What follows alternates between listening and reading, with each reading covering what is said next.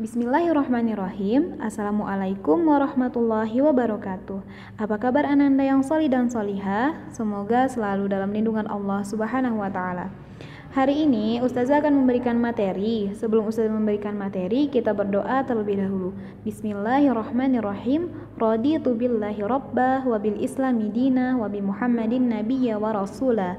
Amin ya rabbal alamin. Semoga doa kita diijabah oleh Allah Subhanahu wa Ta'ala.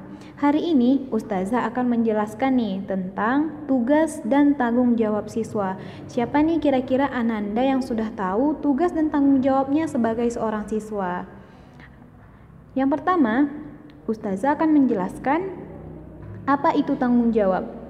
Tanggung jawab adalah kesadaran manusia akan tingkah laku atau perbuatan yang disengaja maupun yang tidak disengaja. Tanggung jawab juga berarti berbuat sebagai perwujudan kesadaran atau kewajiban. Nah, jadi tanggung jawab itu merupakan suatu perbuatan kita, baik itu perbuatan yang kita tidak sengaja, dan itu tuh merupakan kewajiban bagi kita. Tanggung jawab adalah sesuatu yang harus kita wujudkan dalam bentuk kesadaran, dan itu merupakan kewajiban kita, seperti itu. Nah, tanggung jawab kepada tugas. Apa yang dimaksud tanggung jawab kepada tugas? Ternyata tugas adalah amanah yang wajib dikerjakan atau yang ditentukan untuk dilakukan, atau bisa jadi suatu pekerjaan yang menjadi tanggung jawab seseorang.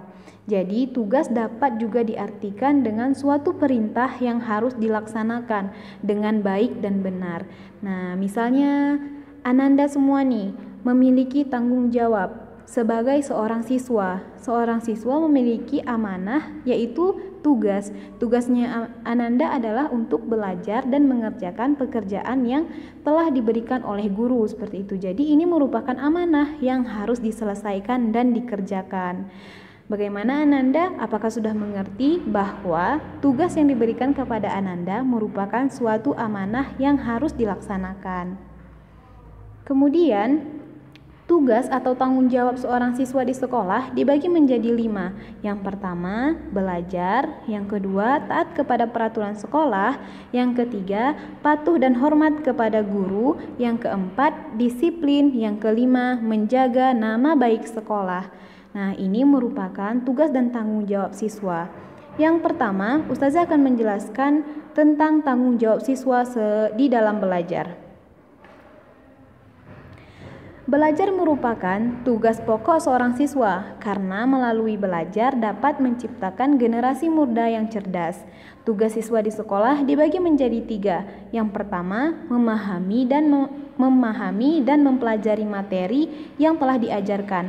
Misalnya, Ananda tidak mengerti, silahkan Ananda bertanya kepada guru yang memberikan materi ajarnya. Jadi tidak ada alasan nih untuk kakak-kakak dan abang-abang tidak mengerjakan tugas karena tidak mengerti, karena ustadz dan ustazahnya telah memfasilitasi tenaga dan pikiran untuk menyiapkan jawaban dari pertanyaan Ananda. Kemudian yang kedua, mengerjakan tugas-tugas yang diberikan oleh guru. Nah, jadi tanggung jawab seorang siswa itu yaitu mengerjakan tugas-tugas yang telah diberikan oleh guru. Itu merupakan amanah yang harus dilaksanakan, merupakan suatu kewajiban jika Ananda sudah menjadi seorang siswa. Seperti itu. Kemudian mempelajari kembali materi yang telah diajarkan dan mengerjakan PR jika ada PR. Jelas sekali ya bahwa Ananda harus mengerjakan PR dan harus mengumpulkan tugas-tugas yang telah diberikan kepada ustazahnya. Yang kedua, taat pada peraturan sekolah. Setiap sekolah memiliki tata tertib yang harus ditaati oleh para siswa demi terciptanya kondisi sekolah yang kondusif, aman, nyaman untuk siswa dalam belajar dan menjalani aktivitas, baik itu selama di sekolah maupun seperti sekarang ini yang kita rasakan, yaitu sekolah secara online. Jadi, selain itu, tata tertib sekolah juga sebagai patokan dan kontrol perilaku siswa di sekolah.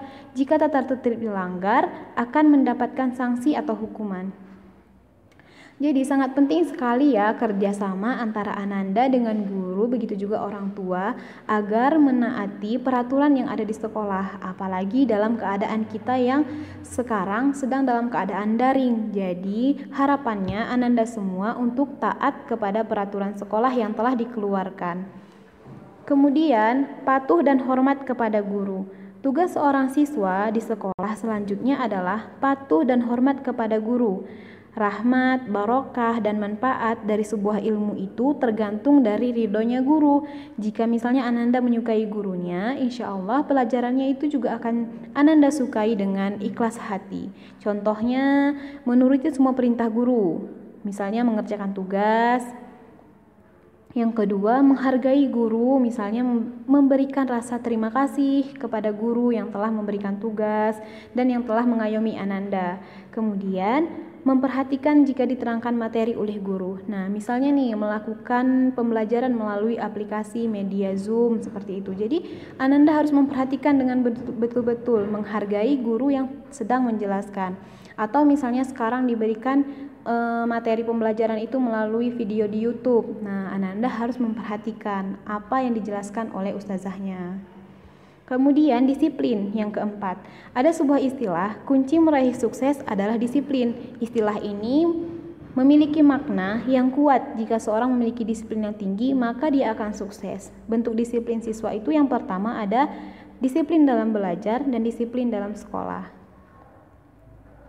Menjaga nama baik sekolah. Ini sangat penting ya Ananda terapkan ketika Ananda berada di luar sekolah untuk menjaga nama baik sekolah.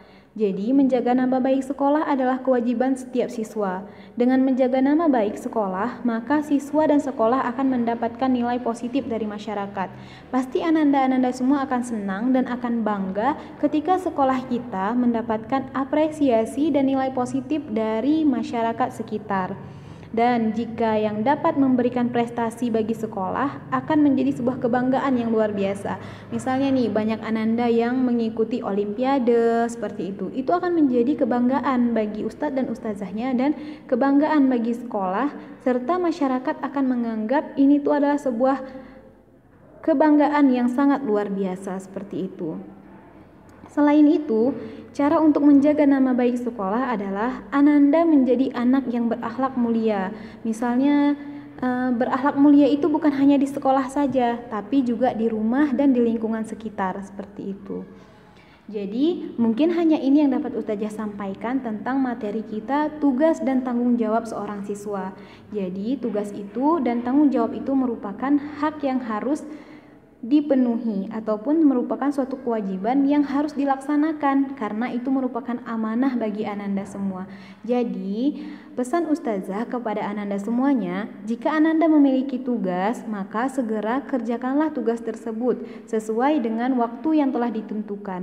Tata tertib sekolah harus ditaati, seperti itu. Mungkin hanya ini materi yang Ustazah sampaikan. Semoga ilmu ini bermanfaat dan Ananda bisa mengaplikasikannya dalam kehidupan sehari-hari. Lebih dan kurang Ustazah mohon maaf. Assalamualaikum warahmatullahi wabarakatuh. Jazakumullahu khairan.